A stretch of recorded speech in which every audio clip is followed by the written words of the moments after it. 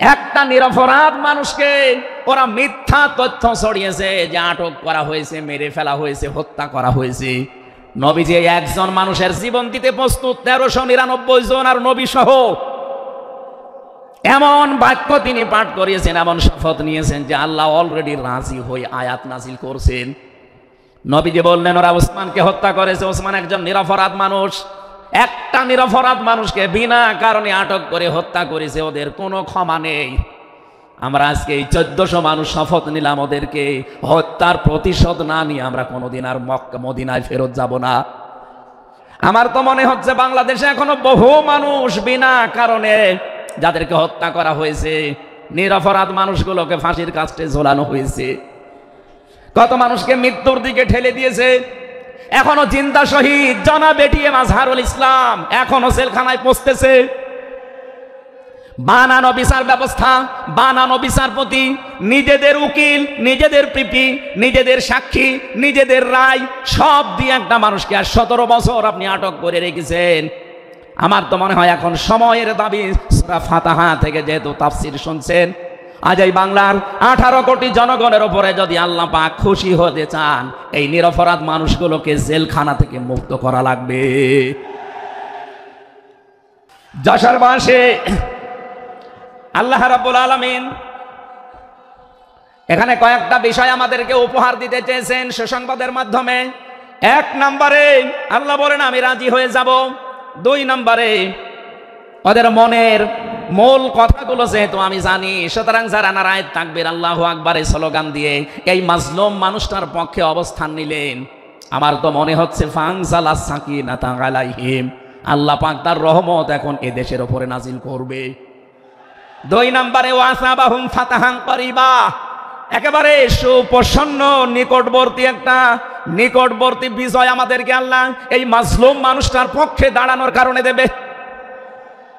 আমি আজকেও একজন জেলখাটা মানুষের সাথে কথা বলছিলাম, তিনিও প্রায় 3.5-4 বছর জেলে ছিলেন।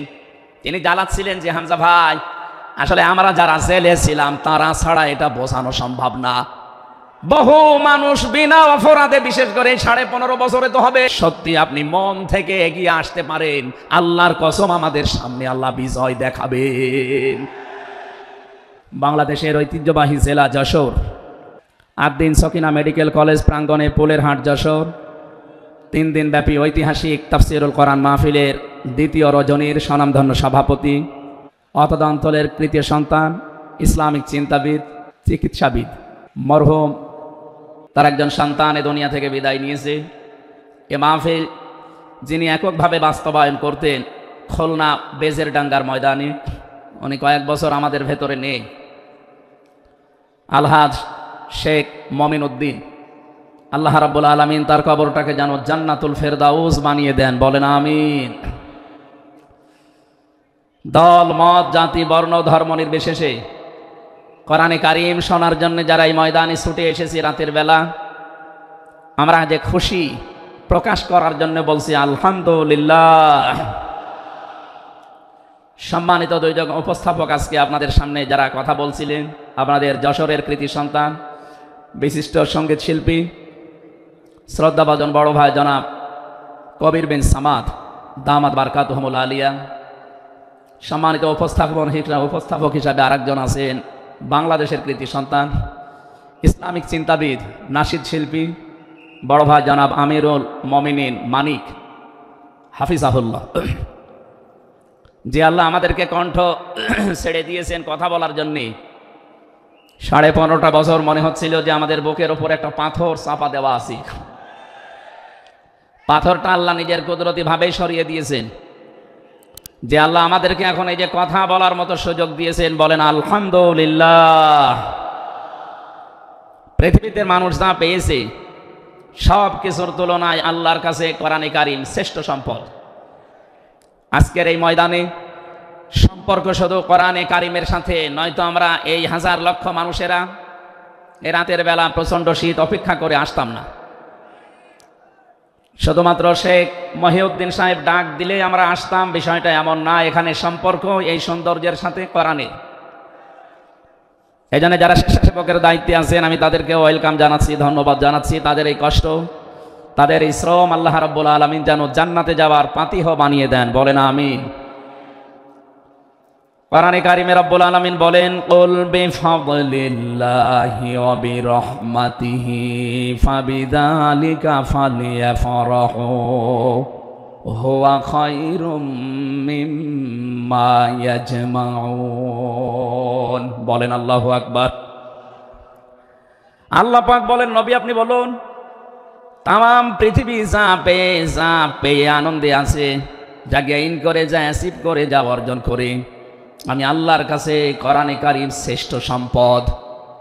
সুতরাং কোরআন যারা পেয়েছে তারা যেন আনন্দ করে। আজকে খুলনা বিভাগের মানুষগুলো, খুলনা বিভাগ সহ বাংলার অন্যান্য বিভাগ থেকেও মানুষের আজকে এসেছে কোরআনে কারীম সত্যি যারা শোনার জন্যে, বোঝার জন্যই এসেছি। এটা পুরা এখন ইবাদত চলছে। আমরা খুশি দুনিয়ার সব কিছুর তুলনায় আজকে, বলেন আলহামদুলিল্লাহ। প্রাণপ্রিয় শ্রোতা মণ্ডলী, কোরআনের শ্রোতা যারা আমরা এখানে বসে আছি, এর আগে যারা দুনিয়ায় কোরআনে কারীম শুনেছে, কিয়ামত পর্যন্ত যারা শুনবে, কোরআনে কারীম এই শ্রোতাকে 3 ভাগে বিভক্ত করে দিয়েছে। এখানে ওই 3 প্রকার মানুষ আছে, কিয়ামত পর্যন্ত তারা থাকবে। প্রথম নাম্বার, এই কোরআনে কারীম শোনার পরে যারা বাধা দিয়েছিল এই দুনিয়ায়, আল্লাহর কোরআন তাদেরকে ঘোষণা দিয়েছে তারা কাফির। এই বাংলাদেশে আমরা এই 54 বছরে নামধারী মুসলমান, কিন্তু অনেক কাফেরের আচরণ দেখতে পেয়েছি। সূরা হামিম সাজদার 26 নম্বর আয়াতে আল্লাহ তাদের পরিচয় দিয়েছেন, وَقَالَ الَّذِينَ كَفَرُوا لَا تَسْمَعُوا لِهَذَا الْقُرْآنِ وَالْغَوْا فِيهِ لَعَلَّكُمْ تَغْلِبُونَ। আল্লাহ পাক বলেন, কাফেরেরা সিদ্ধান্ত নিয়েছিল সব চলতে দেওয়া যাবে, মুহাম্মাদের কোরআনে কারীম এটা চলতে দেওয়া যাবে না। কারণ তারা বুঝেছিল এটা 1500 বছর আগে নাজিল হওয়া। ভালোভাবে আবু জাহেল টের পেয়েছিল, বুঝেছিল এ কোরআনে কারীম মুহাম্মদুর রাসূলুল্লাহ যেটা বোঝাতে চায়, এটা যদি সত্যি জনগণ বুঝতে পারে আর মেনে নেয়, আমি যে অবৈধ চেয়ারে বসে আছি এই চেয়ার থাকবে না। যুগে যুগে যারা কোরআন বাধা দিয়েছে তারা এইটাই টের পেয়েছে। তারা খুব ভালোভাবে জানে কোরআন যারা প্রচার করে, সত্যিই কোরআনের এই কথাগুলো যদি সাধারণ মানুষেরা, জনগণ বুঝে ফেলে, আমরা যে শয়তানি করি, আমরা যে অবৈধভাবে টিকে আছি, এইটা থাকবে না।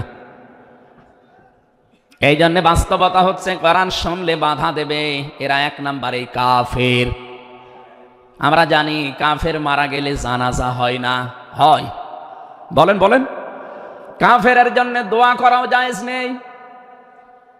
আল্লাহ রাব্বুল আলামিন বলেন, মা কানা লিন-নাবিয়্যি ওয়াল্লাযীনা আমানু আইয়াস্তাগফিরু লিল মুশরিকিন ওয়ালাউ কানু উলি কুরবা মিন বা'দি মা তাবায়্যানা লাহুম আন্নাহুম আসহাবুল জাহিম।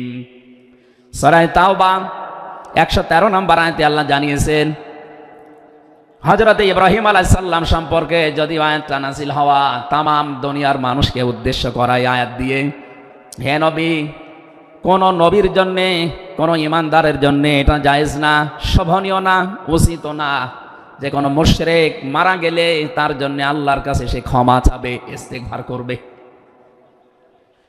ওয়ালাউ কানু লি কুরবা, আল্লাহ পাক বলেন যদিও এটা নিজের নিকট আত্মীয় হয়, মা তাবায়্যানা লাহুম আন্নাহুম আসহাবুল জাহিম, যার প্রতি এটা প্রমাণ হয়ে গেছে যে লোকটা জাহান্নামে যাবে, যার কাজকর্ম, যার ঈমান, আমল, আকীদা দেখে টের পাওয়া যায়, এইরকম মানুষের জন্য কোনো ঈমানদার না কোনো নবীর জন্যও দোয়া করা, ইস্তিগফার করা জায়েজ নেই। বলেন নাউযুবিল্লাহ। একজন নবীকে যদি আল্লাহ এই কথা বলতে পারেন, আমি আয়াতের ব্যাখ্যায় পড়েছি, মুহাম্মদুর রাসূলুল্লাহ সাল্লাল্লাহু আলাইহি ওয়াসাল্লামের নিজের আপন চাচা আবু তালিব, এই লোকটা যখন মারা যাচ্ছিল, বিশ্ব নবী নিজে তার কাছে গিয়ে বললেন, ইয়া আম্মি আবি তালিব, কুল লা ইলাহা ইল্লাল্লাহ হাজ্জুল লাকা ইনদাল্লাহি ইয়াউমাল কিয়ামাহ, বুখারী শরীফের হাদিস। ডাক দিয়ে বললেন, হে চাচা, জোরে বলা লাগবে না, আওয়াজগুলো শুধু আমার কানের কাছে মুখটা নিয়ে আস্তে করে আপনি বলেন লা ইলাহা ইল্লাল্লাহ, জোরে লা ইলাহা ইল্লাল্লাহ, লা ইলাহা ইল্লাল্লাহ, লা ইলাহা ইল্লাল্লাহ মুহাম্মাদুর রাসূলুল্লাহ। আপনি শুধু আল্লাহর একাত্মবাদের স্বীকৃতি দেন আমার কানের কাছে। রিসালাতের ঘোষণাটা দেওয়া লাগবে না, শুধু আল্লাহর ঘোষণাটা আমার কানের কাছে শোনান। কিয়ামতের দিন আমি আপনার জন্য আল্লাহর দরবারে ঝগড়া করে জান্নাতে নিয়ে যাব। পাশে যারা দাঁড়িয়েছিল তাদের কারণে লোকটা পড়তে পারে নাই। নবীজির মন খারাপ হয়ে গেল। সঙ্গে সঙ্গে সূরা কাসাসের 56 নম্বর আয়াত নিয়ে ফেরেশতা জিবরাইল হাজির হয়ে গেছে। ইন্নাকা লা তাহদি মান আহবাবতা ওয়ালাকিন্নাল্লাহা ইয়াহদি মান ইয়াশা ওয়া হুয়া আ'লামু বিল মুহতাদিন।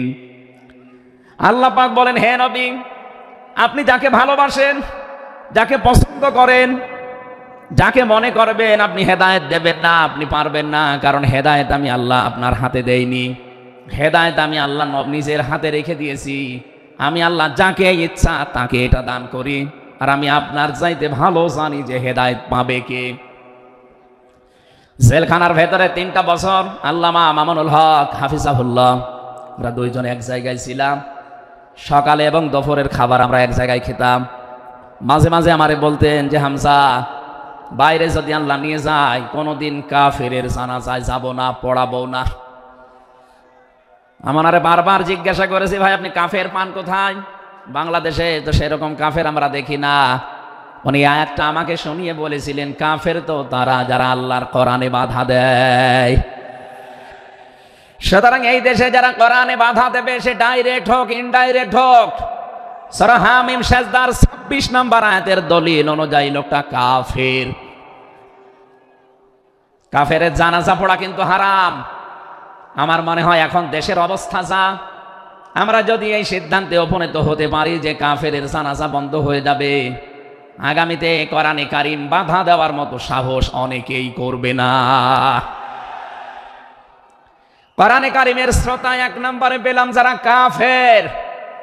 15.5 বছর থেকে শুরু করে 54 বছর আমরা যা দেখলাম, অনেকেই কিন্তু ডাইরেক্ট ইনডাইরেক্ট বাধা দিয়েছেন।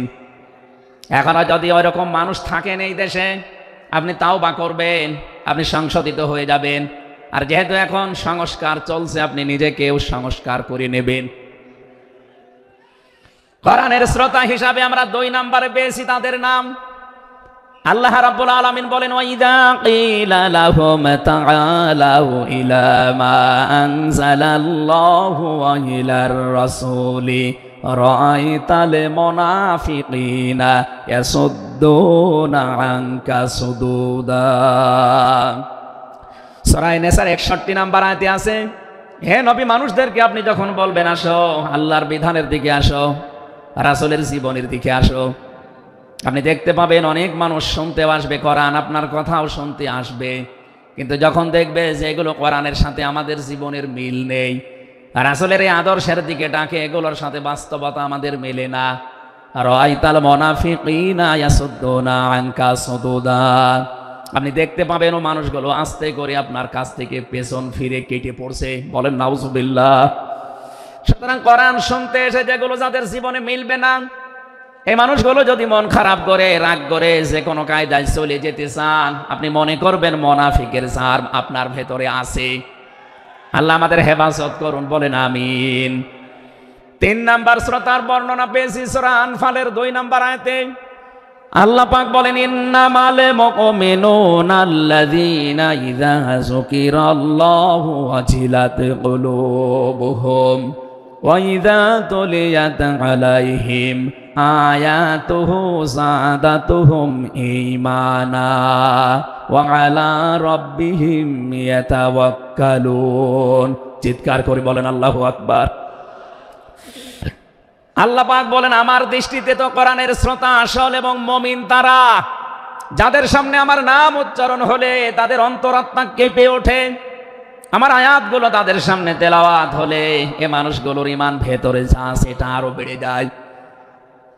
এখানে সাদাতুহুম ঈমান আর ব্যাখ্যায় আমি দেখেছি শরীরের পশমগুলো দেখবেন আপনি হঠাৎ খাড়া হয়ে যাবে, বাম স্তনের 2 আঙ্গুল নিচে একটা গোস্তের টুকরা আছে, ওটা কাঁপবে, কাঁপাকাঁপি করবে, একটা অনির্বচন শোক আপনি আলাদা অনুভব করবেন। এই তিনটা যদি এখন আমাদের ভেতরে তৈরি হয়, আলা রাব্বিহিম ইয়াতাওয়াক্কালুন, বাড়ি যাওয়ার আগে এই সিদ্ধান্ত নিয়ে যাওয়া যাবে যে আল্লাহ ছাড়া আর কারো উপরে আমরা ভরসা করি না। বলেন সুবহানাল্লাহ। এই তিনটা আয়াত দিয়ে আমি বোঝাতে চেয়েছি কাফের কারা, মুনাফিক কারা, আল্লাহর দৃষ্টিতে মুমিন কারা। 3 নম্বরে এই তরিকায় যদি আমরা এই 3টি গুণ অর্জন করতে পারি, আজকে আল্লাহর কথাগুলো শুনলে আপনার ভেতরে কাঁপ ধরবে। 2 নম্বরে আল্লাহর আয়াত তেলাওয়াত হবে, যখন বুঝতে পারবেন যে কি বলে, ওয়াইদা সামিউ মা উনজিলা ইলার রাসূলি তারা আয়ুনাহুম তাফিদু মিনাদ দামি মিম্মা আরাফু মিনাল হক ইয়াকুলুনা রব্বানা আমান্না ফাকতুবনা মা'আশ শাহিদিন। সূরা মায়েদা 7 নম্বর পারার 1 নম্বর পৃষ্ঠার 1 নম্বর লাইনের 83 নম্বর আয়াতে আছে। তাফসিরে ফি জিলালিল কোরআন থেকে শোনাচ্ছি, রব্বুল আলামিন বলেন, নবী আপনি যখন ওদের সামনে পড়বেন, আমার এই আয়াতগুলো যখন ওরা মন দিয়ে শুনবে, অনুধাবন করতে পারবেন, উপলব্ধি করার যোগ্যতা যাদের আছে, আপনি দেখবেন ওদের চোখ দিয়ে মনের অজান্তেই পানি পড়ছে। এজন্য অ্যাক্টিভ হন আরো, কারণ কোরআন শোনার 2টা নিয়ম আল্লাহ দিয়েছেন, ফাসতামিউ লাহু ওয়া আনসিতু। শুধু শোনা না, তাহলে সামিয়া দিতেন। আল্লাহ ফাসতামিউ দিয়েছেন, এজন্য মনোযোগ সহকারে শুনতে হবে। আজকের তেলাওয়াতকৃত আয়াত থেকে আমরা তাফসীর আকারে কথা বলবো ইনশাআল্লাহ। 2 নম্বরে চুপ থাকা লাগবে। আমি এখনো অনেককে দেখতে পাচ্ছি এদিকে ওদিকে তাকাচ্ছেন, গল্প করছেন। আশা করছি কোরআনে বর্ণিত আল্লাহর এই 2টা নির্দেশ আপনি মেনে নেবেন। 1 নম্বরে চুপ থাকবেন, 2 নম্বরে মনোযোগ সহকারে শুনবেন। লাআল্লাকুম তুরহামুন, আশা করা যায় আল্লাহর রহমত এখানে নাযিল হবে। আল্লাহ আমাদেরকে আয়াতটা মেনে চলার তৌফিক দেন, বলেন আমিন। এজন্য কোরআনের আলোচনা শুনলে সবার চোখে পানি আসবে না। যারা এটা উপলব্ধি করতে পারবে, অনুধাবন করতে পারবে, আপনি দেখবেন তাদের মনের অজান্তেই কখন যেন চোখ দিয়ে পানি গড়িয়ে পড়ছে, তারা নিজেরাও টের পাবে না। আল্লাহ যেন এই 3 নাম্বার এই প্রকার শ্রোতা হিসাবে আমাদের কবুল করেন, বলেন আমিন। দরুদ আর সালাম পাঠ করছি আমাদের নবী মুহাম্মদুর রাসূলুল্লাহ সাল্লাল্লাহু আলাইহি ওয়াসাল্লামের প্রতি, যার প্রতি কোরআনে কারীম আল্লাহ নাযিল করেছেন। সেই কোরআনকে যদি আপনি জিজ্ঞাসা করেন, হে কোরআন, যার উপরে নাযিল হলে তার সম্পর্কে তোমার ভেতরে কোনো কিছু আছে, কোনো পরিচয়? আল্লাহ রাব্বুল আলামিনের কোরআন আমাদেরকে শোনাচ্ছেন, ওয়াইদ ক্বালা রাব্বু ওয়াইদ ক্বালা ঈসা ইবনু মারইয়ামা ইন্নী রাসূলুল্লাহি ইলাইকুম মুসাদ্দিকাল লিমা বাইনা ইয়াদাইয়া মিনাত তাওরাত। আয়াতের শেষের দিকে আল্লাহ ইসমহু আহমাদ এই শব্দ দিয়ে জানিয়েছেন, হযরত ঈসা আলাইহিস সালাম তিনি জানিয়ে গিয়েছেন এই পৃথিবীতে আমার পরে একজন নবী আসবে যার নাম হবে আহমাদ। আমাদের নবীর পরিচয়টা আল্লাহ কোরআনে কারীম যিনি নাযিল করলেন তার উপরে, তার ভেতরেই তার নামটা আল্লাহ সংরক্ষণ করে দিয়েছেন। প্রশ্ন আসতে পারে, এক একজনের তো বহু নাম আমরা দেখি।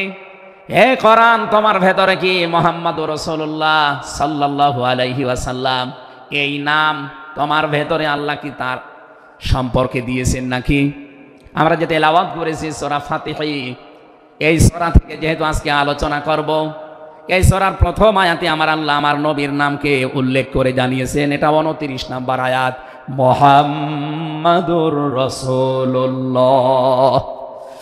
সূরা ফাতিহার 29 নম্বর আয়াতটা আমরা পড়েছি 4 ভাগের 1 ভাগ। এই আয়াত থেকে আমরা আজকের আলোচনার বিষয় সাজিয়েছি।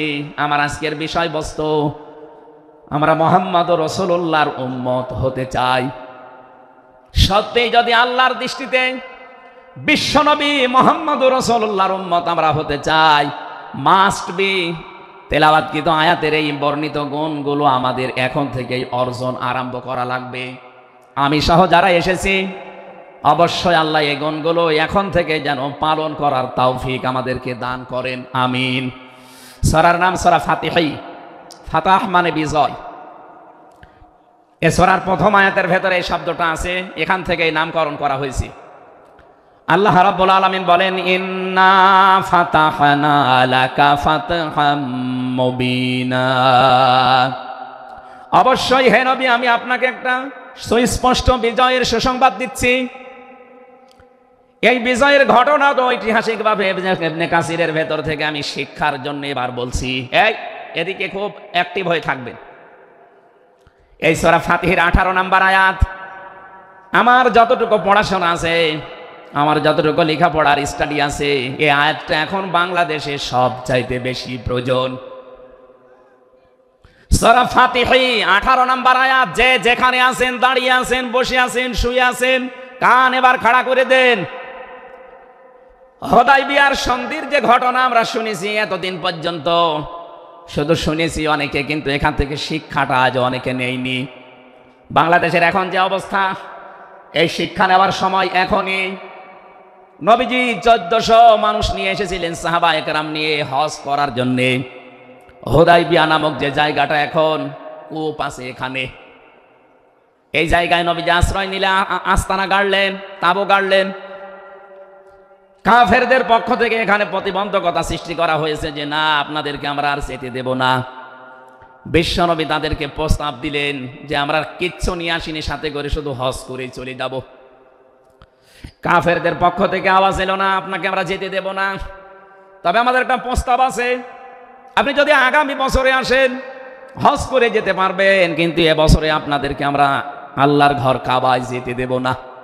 কি নিষ্ঠুর আচরণ! তাকান, আল্লাহ পাকের নবী আল্লাহর ঘর তাওয়াফ করবে, বাধা দিচ্ছে যারা আল্লাহকে বিশ্বাস করে না তারা।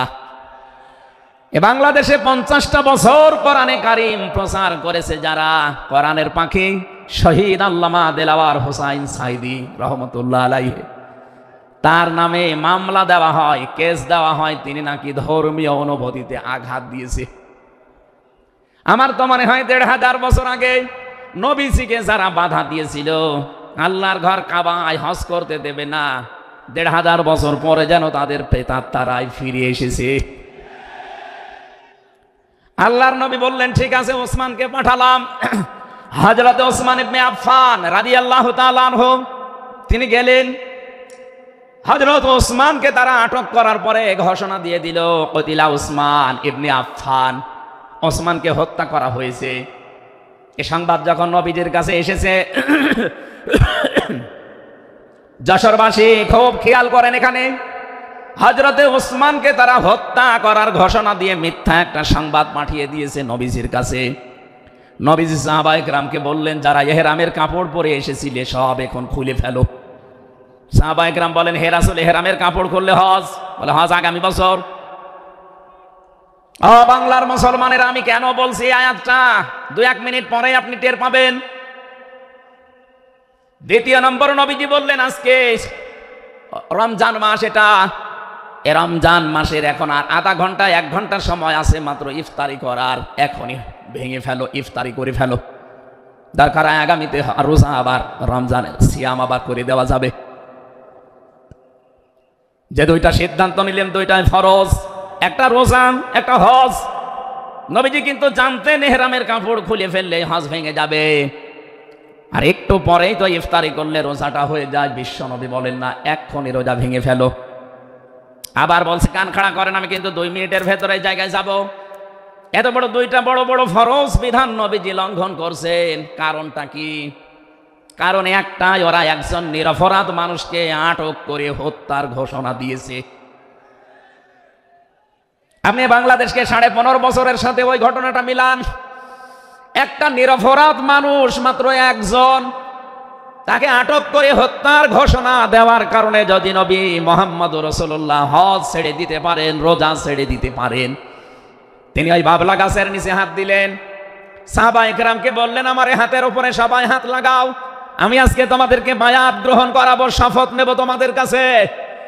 1399 জন নবীর সাথে আছে। আর হযরত ওসমানকে যেহেতু তারা আটক করেছে, এই 1399 জন সবাই নবীজির হাতের ওপরে একটার পরে হাত দিতে আছে। বিশ্বনবী ডাক দিয়ে বলেন, সাহাবীরা, জিবরাইল এই মাত্র সূরা ফাতাহা এই সূরার 18 নম্বর আয়াতটা আমাকে তেলাওয়াত করে শুনিয়ে গেল। জিবরাইল এসেছিল, তোমরা কেউ দেখতে পাওনি। জিবরাইল আয়াতটা শুনিয়েছে, লাকাদ রাদিয়াল্লাহু আনিল মুমিনিনা ইয ইউবাইউনাকা তাহতাশ শাজারাতি ফাআলিমা মা ফি কুলুবিহিম ফানজালাস সাকিনাতা আলাইহিম ওয়া আসাবাহুম ফাতহান করিবা। খুব খেয়াল করেন, সেই সময় পর্যন্ত আমি চলে এসেছি। নবীজি নিজের বাম হাতটা সাহাবায়ে কেরামদের উপরে রেখে বললেন, সাহাবীরা, আজকের এই বায়াতের উপরে, শপথের উপরে আল্লাহ পাক নিজেই জানিয়েছেন যে তিনি রাজি হয়ে গেছেন। আয়াতটা শুরু করার আগে আল্লাহ দুইটা তাকিদ দিয়েছেন, লাম এবং কদ। লাকাদ রাদিয়াল্লাহু আনিল মুমিনিন। আল্লাহ পাক বলেন, আমি নিজে মুমিনদের উপরে অবশ্যই অবশ্যই রাজি হয়ে গেছি। রাজি হব না, হয়ে গেছি।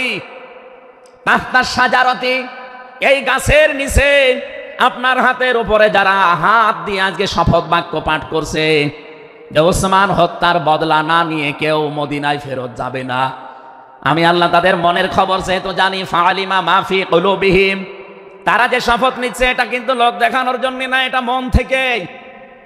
ফানজালাস সাকিনাতা আলাইহিম, তাদের উপরে আমি আল্লাহর প্রশান্তি নাযিল হয়ে গেছে অলরেডি। ওয়া আসাবাহুম ফাতাহান করিবা, তাদেরকে আমি আসন্ন একটা বিজয়ের সুসংবাদ দিচ্ছি। সুতরাং এই বায়াতের দোয়ানের উপরে যেহেতু সবাই হাত দিয়েছে, ওসমানের হাতটা এখানে নেই, হে নবী আপনার বাম হাতটা উপরে তুলে ধরেন, এইটাই আমি ওসমানের হাত হিসাবে মেনে নিলাম। তার মানে 1400 মানুষের উপরে আমি আল্লাহ অলরেডি রাজি হয়ে গেছি। আমার মুসলমান ভাইরা, এবার আমি খেয়াল করার জন্য আর একবার বলছি, এইটা বলার জন্য আমি এতক্ষণ ঘুরছিলাম। একটা নিরপরাধ মানুষকে ওরা মিথ্যা তথ্য ছড়িয়েছে যে আটক করা হয়েছে, মেরে ফেলা হয়েছে, হত্যা করা হয়েছে। নবীজি একজন মানুষের জীবনের বদলা নেওয়ার জন্য 1400 মানুষকে তিনি বায়াত করাচ্ছেন, শপথ বাক্য পাঠ করাচ্ছেন। একটু খেয়াল করেন তো, একজন মানুষের জীবনের জন্য জীবন দিতে প্রস্তুত 1399 জন, আর নবী সহ। এমন বাক্য তিনি পাঠ করিয়েছেন, এমন শপথ নিয়েছেন যে আল্লাহ অলরেডি রাজি হয়ে আয়াত নাজিল করছেন। নবীজি বললেন, ওরা ওসমানকে হত্যা করেছে। ওসমান একজন নিরপরাধ মানুষ, একটা নিরপরাধ মানুষকে বিনা কারণে আটক করে হত্যা করেছে, ওদের কোনো ক্ষমা নেই। আমরা আজকে এই 1400 মানুষ শপথ নিলাম, ওদেরকে হত্যার প্রতিশোধ না নিয়ে আমরা কোনোদিন আর মক্কা মদিনায় ফেরত যাব না। আমার তো মনে হচ্ছে বাংলাদেশে এখনো বহু মানুষ বিনা কারণে যাদেরকে হত্যা করা হয়েছে, নিরপরাধ মানুষগুলোকে ফাঁসির কাস্টে ঝোলানো হয়েছে, কত মানুষকে মৃত্যুর দিকে ঠেলে দিয়েছে। এখনো জিন্দা শহীদ জনাব এটিএম আজহারুল ইসলাম এখনো জেলখানায় পচতেছে। বানানো বিচার ব্যবস্থা, বানানো বিচারপতি, নিজেদের উকিল, নিজেদের পিপি, নিজেদের সাক্ষী, নিজেদের রায় সব দিয়ে একটা মানুষকে আর 17 বছর আপনি আটক করে রেখেছেন। আমার তো মনে হয় এখন সময়ের দাবি, সূরা ফাতিহা থেকে যেহেতু তাফসীর শুনছেন, আজ এই বাংলার 18 কোটি জনগণের উপরে যদি আল্লাহ পাক খুশি হতে চান, এই নিরপরাধ মানুষগুলোকে জেলখানা থেকে মুক্ত করা লাগবে।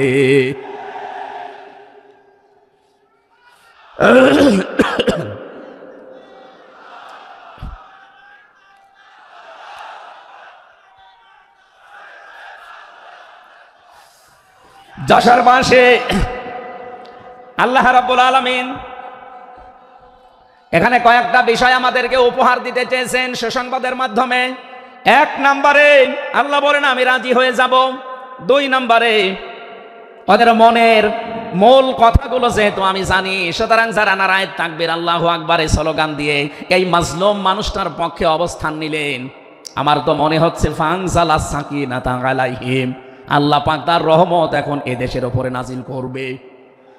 2 নম্বরে ওয়াসাবাহুম ফাতাহান করিবা, একেবারে সুপ্রসন্ন নিকটবর্তী একটা নিকটবর্তী বিজয় আমাদেরকে আল্লাহ এই মাজলুম মানুষটার পক্ষে দাঁড়ানোর কারণে দেবে। আমি আজকেও একজন জেল খাটা মানুষের সাথে কথা বলছিলাম, তিনিও প্রায় 3.5-4 বছর জেলে ছিলেন। তিনি জ্বালাচ্ছিলেন যে হামজা ভাই, আসলে আমরা যারা জেলে ছিলাম তারা ছাড়া এটা বোঝানো সম্ভব না। বহু মানুষ বিনা অপরাধে, বিশেষ করে 15.5 বছরে তো হবে, বিনা কারণে বিনা অপরাধে কিচ্ছু জানে না বছরের পর বছর জেলে পচতেছে।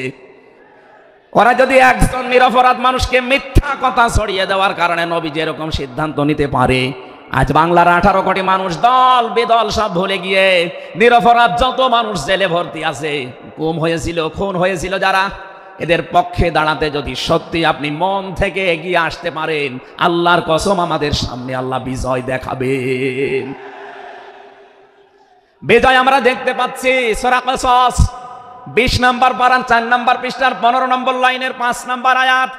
বাড়িতে যে আয়াতটার তাফসীর দেখবেন, আল্লাহ রাব্বুল আলামিন বলেন, নুরিদু আন নামুন্না আলাল্লাযীনা ইসতাদঈফু ফিল আরদ ওয়া নাজআলাহুম আইম্মাতাও ওয়া নাজআলাহুমুল ওয়ারিসিন। আমি আল্লাহ একটা ইচ্ছা করলাম, হাজার হাজার বছর আগে হে নবী, এই পৃথিবীর ময়দানে ফেরাউন নামে একটা লোক ছিল। রাষ্ট্রীয় ক্ষমতায় থাকার কারণে ওই দেশে বিভিন্ন দলে বিদলে বিভক্ত করে মানুষকে রেখেছিল, আর একটা দলকে সে টার্গেট নিয়ে কোণঠাসা করে, ছোট করে, হীন করে রেখেছিল। সেই দলটা ছিল মুসা নবীর দল। আমি আল্লাহ একটা ইচ্ছা করলাম, জমিনের ওপরে যাদেরকে দুর্বল করে রেখেছে ফেরাউন, এই দুর্বল দলের উপরে আমি আল্লাহ মনন করব। মনন মানে অনুগ্রহ করা, দয়া করা। আমি আল্লাহ দয়া করব তাদের উপরে, মনন করব। এই কারণ আমি তাদেরকে জমিনের শাসন ক্ষমতায় বসাতে চাই, জমিনের উত্তরাধিকারী তাদেরকে বানিয়ে দিতে চাই। অনুমাক্কিনা লাহুম ফিল আরদ, জমিনের উপরে তাদেরকে আমি ক্ষমতায় বসাবো, এটা আমি আল্লাহর ইচ্ছা। বলেন তো, আল্লাহ যদি কোনো ইচ্ছা করে ওটা রদ করার কেউ আছে? আরো জোরে বলেন, আছে। সুতরাং এই আয়াত দিয়ে আমি যেহেতু 100 ভাগে আয়াতটা বিশ্বাস করি, হাজার হাজার বছর আগে ফেরাউনের এই জীবনের সাথে, কাহিনীর সাথে, তাফসীরের সাথে আমি বাংলাদেশে আয়াতটা মিলিয়েছি।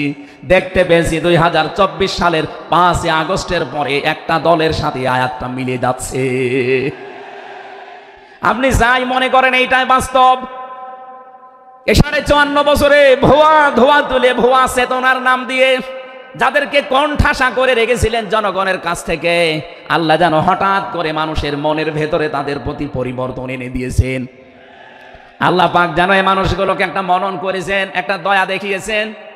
ওয়ানাজআলাহুম আইম্মাতান, জমিনের ইমাম তাদেরকে যেন আল্লাহ দিনের পর দিন বানিয়ে দিচ্ছে।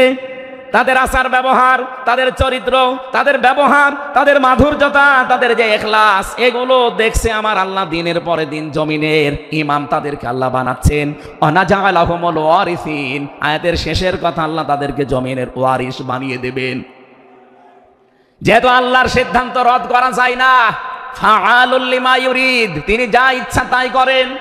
ইন্নামা আমরুহু ইযা আরাদা শাইআন আইয়াকুলা লাহু কুন ফায়াকুন। আল্লাহ পাক বলেন, আমি যদি কোনো ইচ্ছা করি শুধু বলি কোন, সঙ্গে সঙ্গে ফায়াকুন হয়ে যায়। কোরআনের ওপর আমার 100 ভাগ বিশ্বাস নিয়ে কথা বলছি আমি।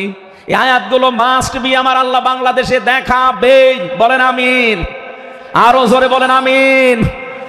6 নম্বর আয়াত হচ্ছে অনুমাক্কিনা লাহুম ফিল আরদ, আমি আল্লাহ তাদেরকে জমিনের চেয়ারে ক্ষমতায় বসিয়ে দেব। কেন জানো?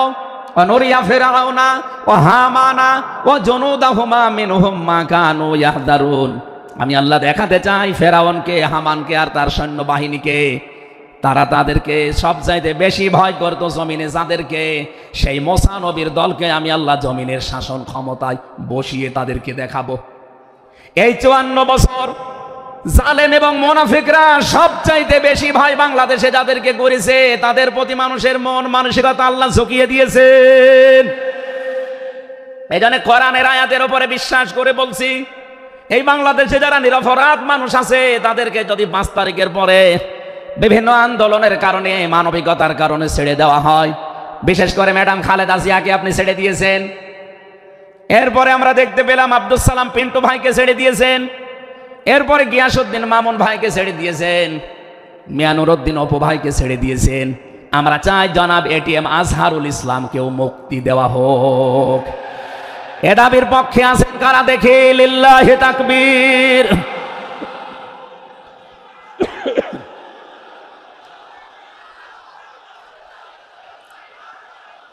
আলহামদুলিল্লাহ ভাই, আমি আয়াতটা পড়লাম এই জন্যে ১৫০০ বছর আগে একটা নিরপরাধ মানুষের পক্ষে দাঁড়ানোর কারণে যদি আল্লাহ এতগুলো সুসংবাদ দিতে পারে, সাকিনা নাজিল করা, সুপ্রসন্ন একেবারে নিকটবর্তী বিজয় দেওয়া, আমরা যদি আজ নিরপরাধ মানুষগুলো যারা আজ জুলুমের শিকার হয়ে 15.5 বছর 17 বছর মানবেতর জীবনযাপন করছে, আমি তো 3 বছর তার ভুক্তভোগী। 3টা বছর আমাদেরকে ফাঁসির কন্ডেম সেলের ভেতরে 24 ঘন্টা লক আপ দিয়ে রাখতেন। কি করেছিলাম আমরা? আজকে এই যে মাহফিলের 6 জন আলেমের ভেতরে আমরা 3 জনই এক জায়গায় ছিলাম জেলখানায়, আর বাকি 3 জনের ভেতরে একজন তো বাইরের দেশে, আর 2 জন আব্দুল হাই সাইফুল্লাহ, শাইখ আহমদুল্লাহ, 2 জন মুসলিম। তাদেরকেও কোরআনের কথায় দেশে 15.5 বছর আপনারা বলতে দেননি। এজন্য আমি আয়াত থেকে যেটা শিক্ষা দিতে চাই, কাটছাট কথা বলছি। বাংলাদেশে যদি আল্লাহর সাকিনা প্রশান্তি মনে এবং বাইরে আপনি দেখতে চান, সুপ্রসন্ন বিজয় যদি দেখতে চান, অবশ্যই আপনাকে নিরপরাধ যারা এখনো পর্যন্ত বিভিন্ন জায়গায় মাজলুম হয়ে আছে তাদের পক্ষ নেওয়া লাগবে। এক কথা বলুন, আল্লাহ আজকে আমাদের জীবনে 100% মেনে চলার তৌফিক দেন, বলেন আমিন। এই সূরা ফাতিহা থেকেই আমরা পড়েছি 29 নম্বর আয়াত। আমাদের আলোচনার বিষয় মুহাম্মদুর রাসূলুল্লাহর উম্মত কারা। রব্বুল আলামিন বলেন মুহাম্মাদুর রাসূলুল্লাহ, মুহাম্মদ সাল্লাল্লাহু আলাইহি ওয়াসাল্লাম আল্লাহর রাসূল। হে নবী, দুনিয়ার কেউ যদি আপনার রিসালাত স্বীকার না করে, কেউ যদি সাক্ষী না দেয়, আমি আল্লাহ নিজে সাক্ষী দিয়ে দিলাম আপনি আমার রাসূল। সুতরাং এই বাংলার জমিনে কেউ যদি নবীর আদর্শ না মানে, বিশ্ব নবীর কোনো ক্ষতি হবে না, আল্লাহরও কোনো লস নেই, যত ক্ষতি আমাদের। কথা বলে না কেন? কোরআনের চোখ লাগিয়ে দেখতে পাচ্ছি এদেশে হাজারো মানুষ জাহান্নামে দৌড়াচ্ছে, কারণ নবী মুহাম্মদুর রাসূলুল্লাহ বাদ দিয়ে পৃথিবীতে যদি অন্য কাউকে কিয়ামত পর্যন্ত কেউ আদর্শ মেনে চলে, কোরআনের কসম দিয়ে বলছি মাস্ট বি লোকটা জাহান্নামী। এজন্য এরকম আচরণে যারা আছেন, বুঝে হোক না বুঝে হোক, আল্লাহ রাব্বুল আলামিনের পরিচয় দেওয়ার আগে আমার আল্লাহ রাসূলের পরিচয় আমাদের কাছে দিয়েছেন। রাব্বুল আলামিন বলেন কুল হুয়াল্লাহু আহাদ আল্লাহুস সামাদ লাম ইয়ালিদ ওয়া লাম ইউলাদ ওয়া লাম ইয়াকুল লাহু কুফুয়ান আহাদ। এখানে আল্লাহর একাত্মবাদের শিক্ষা দেওয়া হচ্ছে। আল্লাহ পাক বলেন হে নবী আপনি বলুন, অথচ শোনানো হচ্ছে যার কথা, তার কথা তো আগে বলার দরকার ছিল। এখানে আগে রিসালাতের ঘোষণাটা দেওয়া হয়েছে, কুল, হে নবী আপনি বলুন। বাংলার মুসলমানেরা, ফেরাউনের জীবনী পড়ে আমি দেখেছি সে কিন্তু আল্লাহর একাত্মবাদের ঘোষণা দিয়েছিল, কিন্তু রিসালাতের ঘোষণা দেয়নি, এজন্য লোকটা ঈমান পায়নি। বাংলাদেশে বহু মানুষকে আমরা দেখতে পাচ্ছি, আল্লাহর কথা বললেও বলেন আমরা কি নামাজ পড়ি না, রোজা রাখি না, আমি কি হজ করি না, দান সাদকা করি না, এগুলো সব আল্লাহর বিধান। এগুলোর পাশাপাশি আল্লাহর প্রেরিত পুরুষ যিনি আমাদের এই জামানায়, আল্লাহর প্রেরিত পুরুষ যিনি কিয়ামত পর্যন্ত, তার নাম মুহাম্মাদুর রাসূলুল্লাহ। জ্ঞানী মানুষ যারা বসে আছেন এক কথায় তারা বুঝবেন আমি জানি। আজ বিশ্ব নবীর আদর্শ বাদ দিয়ে আপনি কার আদর্শ মানেন আপনার বিবেকের কাছে প্রশ্ন করেন। এটা রাজনীতি মনে করে কেউ যদি চলে যান আপনার কপালে আগুন লাগবে, আপনারও মরণ হবে ফেরাউনের মতো। ও আল্লাহকে মেনেছিল কিন্তু রিসালাত মানে নাই। এদেশে আজ অনেকেই আল্লাহর কথা বললে নামাজ পড়ে, রোজা রাখে, হজ করে আসে, দান সাদকা করে। আরে ভাই এগুলো সবই আল্লাহর বিধান। আপনি আল্লাহকে মানেন, কিন্তু তার প্রেরিত পুরুষ এই জামানায় যিনি কিয়ামত পর্যন্ত, তার নাম মুহাম্মাদুর আবার জোরে বলেন মুহাম্মাদুর রাসূলুল্লাহ। এতক্ষণ পর্যন্ত যা বললাম আমি আশা করছি আপনি বুঝেছেন। বিশ্ব নবী বাদ দিয়ে অন্য কারো আদর্শ এই জমিনে মানা যাবে না। মানলে আপনি বুঝে মানেন, আর না বুঝে মানেন আপনি জাহান্নামী। এখন যদি মুসা আলাইহিস সালাম আসে দুনিয়ায়, যদি ঈসা নবী এখন আসে, আর আমরা কেউ যদি আল্লাহর নবী মুহাম্মদুর রাসূলুল্লাহকে বাদ দিয়ে ঈসা নবী, মুসা নবীকেও মেনে চলি, নিছক আপনি জাহান্নামী। এটা রেকর্ড হচ্ছে, সারা দুনিয়ায় যাবে। সূরা আলে ইমরানের 80 নম্বর আয়াত। অন্য ধর্মে যারা আছেন, ইহুদি, খ্রিস্টান, আহলে কিতাব যারা দাবি করেন, এমনকি এই মুশরিকদের ভেতরেও যারা, বৌদ্ধদের ভেতরে যারা অমুসলিম, তাদেরকে বলছি আপনারা ভুল পথে আছেন। আপনারা যাদেরকে নবী নাম বলে চলেন, যিশু বলেন, ঈসা আলাইহিস সালামকে, মুসা আলাইহিস সালামকে আপনারা যোসেফ বলে ডাকেন, আপনাদের ওই সমস্ত নবীগুলো তাওরাতে ইনজিলে অলরেডি ঘোষণা দিয়েই গেছে যে আমাদের পরে একজন শেষ নবী আসবে, তার নাম মুহাম্মাদুর রাসূলুল্লাহ বা আহমদ। তাকে যদি তোমরা জীবদ্দশায় পেয়ে যাও, পৃথিবীর সব কিছু ছেড়ে দিয়ে তার আদর্শটা গ্রহণ করবা, নয়তো পথভ্রান্ত হয়ে পথভ্রষ্ট হয়ে জাহান্নামে যাওয়া লাগবে।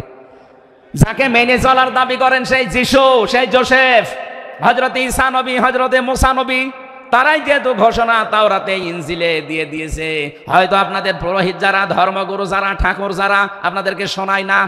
এই সত্য বিধান আপনি ইনজিলে পড়েন, আমার শেষের শব্দ ছিল ফিত তাওরাতি ওয়াল ইনজিল।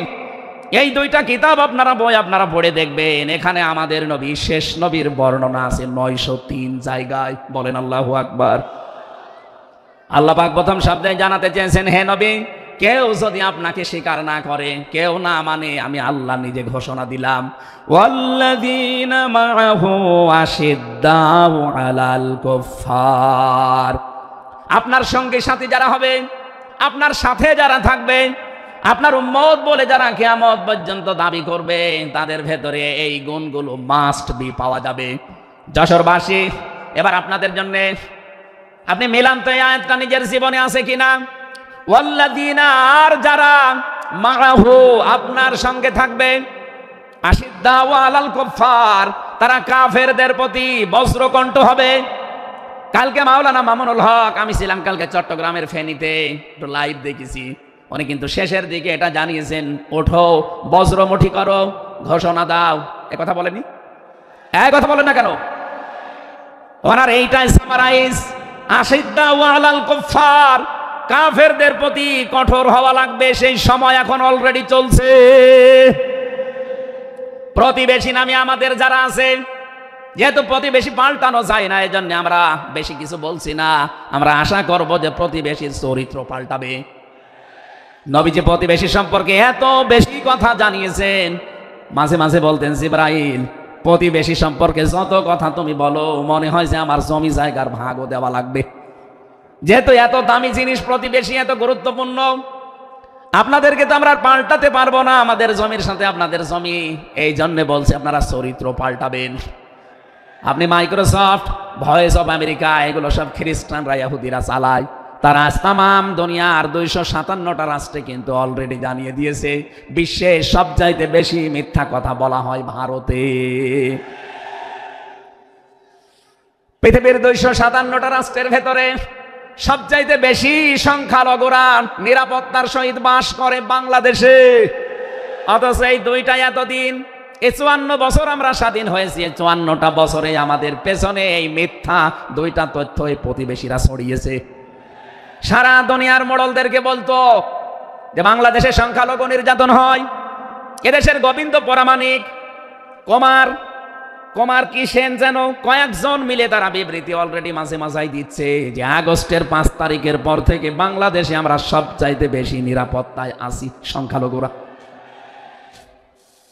এখনো তো কোরআনে কারিম এই দেশে কায়েম হয়নি। আমি কোরআনের এই অনুষ্ঠান থেকে আপনাদেরকে গ্যারান্টি দিতে পারি, আল্লাহর কসম, কোরআনে কারিম যদি এদেশের রাষ্ট্রীয় ক্ষমতায় চলে আসে, বাংলাদেশের সবচাইতে বেশি নিরাপদে থাকবে সংখ্যালঘুরা। একজন মুসলমানের মাথায় যদি কেউ আঘাত করে, একটা গুনাহ হবে। একটা অমুসলিমের গায়ে যদি কেউ আঘাত করে, ডবল গুনাহ হবে।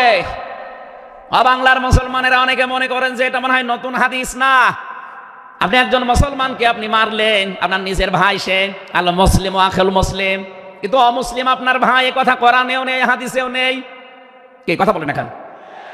3টা বিষয় যদি কারো ভেতরে পান, সে যেই হোক। 1 নম্বরে কেউ যদি আমার কেবলাকে কেবলা মনে করে, ফাহু আখি, সে আমার ভাই। 2 নম্বরে আমার জবাই করা জিনিস যদি সে খেতে চায়, ফাহু আখি, সে আমার ভাই। 3 নম্বরে সে যদি আমার মতো নামাজ পড়ে, সে আমার ভাই। সুতরাং এই 3টা বিষয় সামনে রেখে আমরা এই দেশে যারা আছি, মতের হয়তো মিল নেই, দলের হয়তো নামের মিল নেই, কিন্তু এই 3টা বিষয় যারা মানবেন, আমার মতো নামাজ পড়বেন, আমার কাবাকে কাবা মনে করবেন, আমার জবাইকে তো ব্যস্ত আপনিও খাবেন, এটা যেই হোক, এই দেশে আমরা সবাই তাকে ভাই ভাই ভাই মনে করি। কথা বলেন ঠিক কিনা? এই 3টার বাইরে যারা আছেন, তারা তো আর আমার ভাই না, তাদের সম্পর্কে কি? তারা আমার এই দেশের আমানাত। এক নম্বরে এই সংখ্যালঘু যারা আছে, হিন্দু হোক, খ্রিস্টান হোক, বৌদ্ধ হোক, মুশরিক হোক, যাই হোক, যারা আছে তাদের উপর যদি আপনি অত্যাচার করেন, তাদের মন্দির ভাঙেন, তাদের দেবতাকে গালি দেন, তাদের মাথায় বাড়ি দেন, চাঁদাবাজি করেন, এক নম্বরে জুলুমের গুনাহ হবে, দুই নম্বরে আমানতের খেয়ানতের গুনাহ হবে। এই জন্য আমরা সাবধান থাকি। আগস্টের 5 তারিখের পরে আমরা অনেকের চরিত্র একটু ওলট পালট দেখতে পাচ্ছি। আশা করছি আপনি থামবেন, নয়তো কিন্তু বদনাম হয়ে যাচ্ছে। আপনি গোয়েন্দা বিভাগের খোঁজ রাখেন, তারা কিন্তু সব নখদর্পণে রেখেছে, কে কি করছে এটা সব তারা দেখছে। এই জন্য আমরা এমন কোনো আচরণ না করি আপনার নিজের ভুলের কারণে নিজের পায়ে আবার কোড়াল লেগে যায়। তারা সব দেখতে পাচ্ছে এই 4.5 মাসে কারা মানবতার জন্য কাজ করে, কারা দেশের জন্য কাজ করে, কারা এই 2780 জন মানুষ হাসপাতালের বেডে কাতরাচ্ছে, এদের কাছে কারা গেছে সব খোঁজ তাদের কাছে আছে। 2732 জন মানুষ হত্যা হয়েছে একজনের নির্দেশে। এতগুলো শহীদ পরিবারের পাশে কারা কারা দাঁড়াচ্ছে সব তাদের কিন্তু ডকুমেন্ট আছে। এই জন্য আপনি মনে করছেন আমি ডুবে ডুবে জল খাবো, ঘোলা পানিতে মাছ শিকার করবো, কেউ কিছু টের পাবে না, কখনো না। সব তাদের আয়ত্তের ভেতরে আছে। এই জন্য এমন কাজ করা দরকার আমাদের, আগামীতে যেন শুধু ওই 14 দল বাদ দিয়ে আমরা যারা মাজলুম আছি এই মানুষগুলো যেন রাষ্ট্রের দায়িত্ব পায়, আর কোরআন আর হাদিস দিয়ে বাংলাদেশের 56,000 বর্গ মাইল চলে। কারা কারা রাজি আছেন দেখি? লিল্লাহি তাকবীর।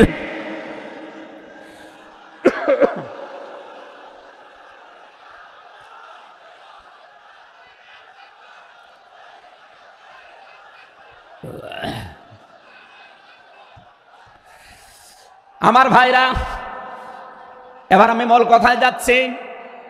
মুহাম্মদ রাসূলুল্লাহর উম্মত হতে হলে আমাদেরকে বজ্রমুষ্টি হওয়া লাগবে, ঐক্যবদ্ধ হওয়া লাগবে। যারা নবীর উম্মত, কাফের যারা, তাদের বিরুদ্ধে। আমি কাফেরের পরিচয় সে প্রথমে দিয়েছি।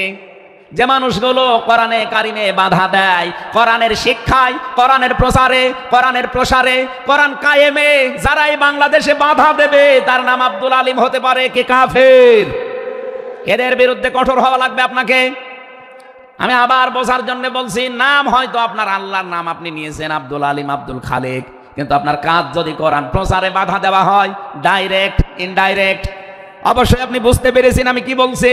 আপনি কিন্তু আর সাধারণ মানুষ নেই, আপনি মুনাফিকও নেই, আপনি মুসলমানও নেই, আপনি কাফের হয়ে গেছেন। আল্লাহ আমাদের হেফাজত করুন, বলেন আমিন। কাফেরদের যত অনুষ্ঠান আছে সেখানেও কড়াকড়ি করা লাগবে আপনাকে। কে বলেছে ধর্ম যার যার উৎসব সবার? এটা কুফরি কথা। ধর্ম যার যার, উৎসব তার তার। এই কথা বলুন। মান তাশাব্বাহা বিকওমিন ফাহুয়া মিনহুম। যার সাথে যার সাদৃশ্য মিলবে, সে আচার ব্যবহারে, ধর্মীয় রীতিনীতিতে কিয়ামতের দিন তার সাথে থাকা লাগবে।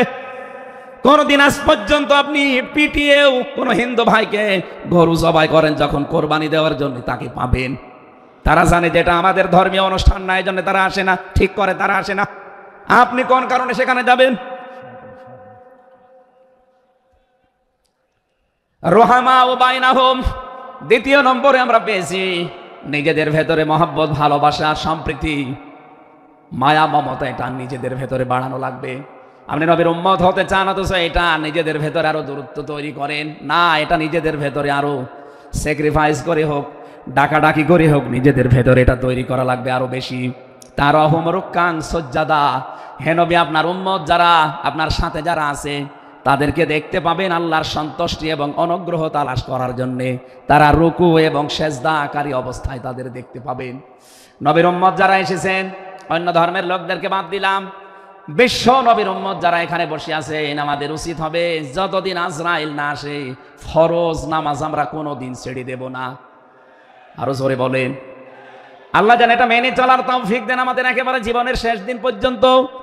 2 নম্বরে, ফরজ নামাজের সময়টুকু যেভাবেই হোক বের করে আপনি আদায় করেন। সুন্নত নফল ওইগুলো যদি পড়তে না পারেন পরবর্তীতে পড়বেন, কিন্তু ফরজ নামাজ কেউ ছেড়ে দিয়ে সে আল্লাহর আয়ত্ত থেকে বের হয়ে যায়। বলেন নাউজুবিল্লাহ। সাহাবা একরাম আল্লাহর দরবারে যে 7টা কারণে কবুল হয়েছিলেন, তার ভেতরে 1 নাম্বার কারণ ছিল এই মানুষগুলো আল্লাহর বিধান সামনে পেলে পৃথিবী ভুলে যেতেন। আব্দুল্লাহ আনসারী রাদিয়াল্লাহু তাআলা আনহুর জীবনী পড়েছি। এ লোকটা আল্লাহর বিধান সেজদাকে সামনে রাখতে গিয়ে নিজের স্ত্রীকে এক কাপড়ে গর্তের ভেতরে বসিয়ে রেখেছিল, নিজের ছেলেকে শিকল দিয়ে বেঁধে রেখেছিল, তারপরও আল্লাহর বিধান সেজদা সে ভুলে যায় নাই। আমাদের এরকম কঠিন পরিস্থিতি এখন হয়তো আসেনি, তারপরও আমরা অনেকে বিনা কারণে ফরজ নামাজ ছেড়ে দেই। আমি নামাজের কথা মুসলমানদের কাছে সচরাচর বলতে চাই না, কারণ একজন মুসলমান আর একজন কাফেরের ভেতরে পার্থক্য নামাজ। নামাজ যদি কেউ না পড়ে সে মুসলমান থাকে কি করে? সুতরাং আজান হওয়ার পরে মুসলমান যাবে মসজিদে নামাজ আদায় করতে, মানুষ টের পাবে যে লোকটা মুসলমান। রিজালুল্লাহ তুলহিহিম তিজারাতু ওয়ালা বাইউন আন যিকিরিল্লাহ ইলা আখির আয়াত।